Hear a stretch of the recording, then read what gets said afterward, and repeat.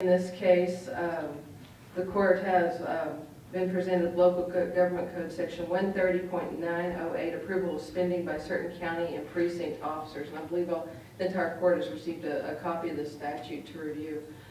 With the primaries that occurred last night, we did have an incumbent, our county attorney, who did lose her bid for re-election. Therefore, I believe it becomes mandatory upon us to follow this section of the Local Government Code to put spending limits and spending freezes in place.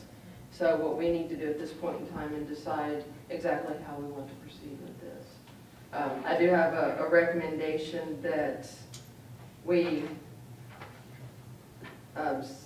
establish a policy of no new hires or pay raises without court approval, and to allow certain expenses such as salaries and benefits to continue as they are at the current rate right now, then with any increases that may occur during budget.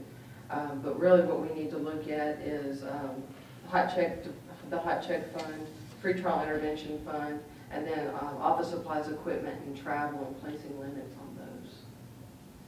So what does the court want to do?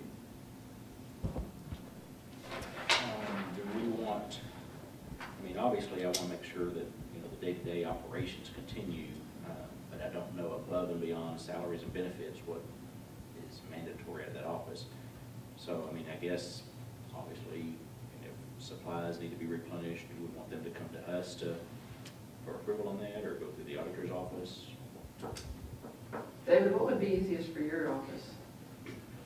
Well, according to the statute, you have to set a dollar amount. Yeah. But here again, I think that's kind of hard to do, especially with the variations of the different expenses. I think the main thing would be equipment and travel.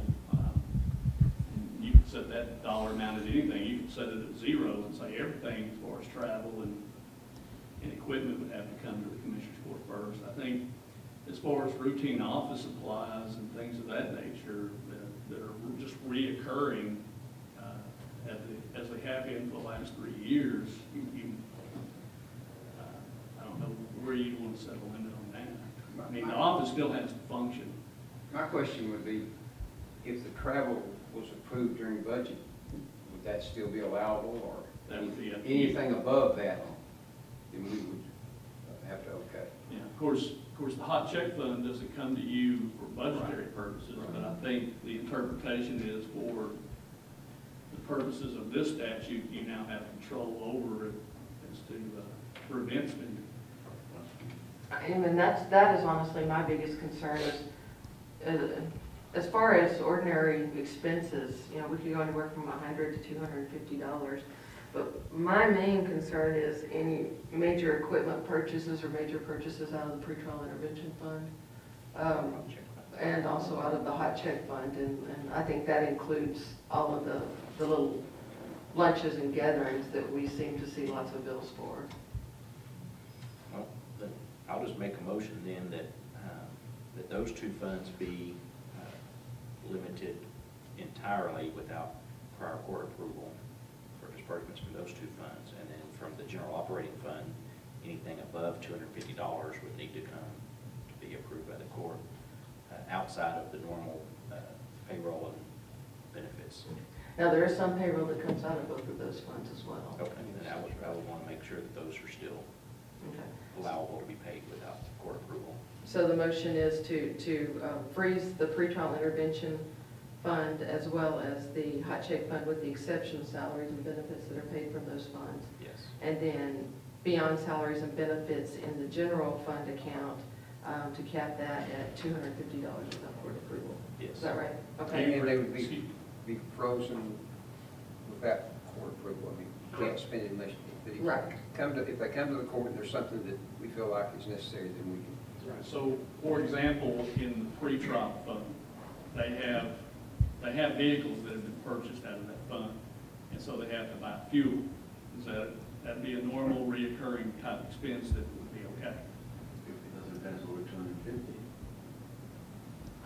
The 250 was just going to come from the general fund. So the fuel comes out of the pretrial intervention fund? They pay for their own fuel and maintenance. They reimburse the equipment services fund for any fuel and maintenance that are done on those vehicles.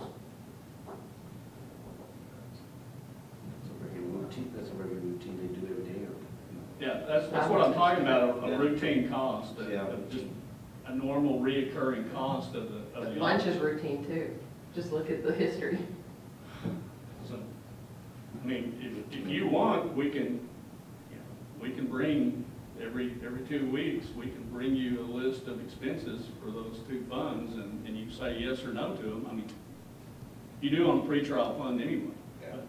But their checks are issued when we bring them to you. I don't necessarily have any heartburn with that. That's fine. Fine with me. Okay. All right, then the motion, there is a motion, is there a second? I'll second. Any discussion? All in favor say aye. Aye. All opposed, same sign, and make that a 5-0 vote, Linda.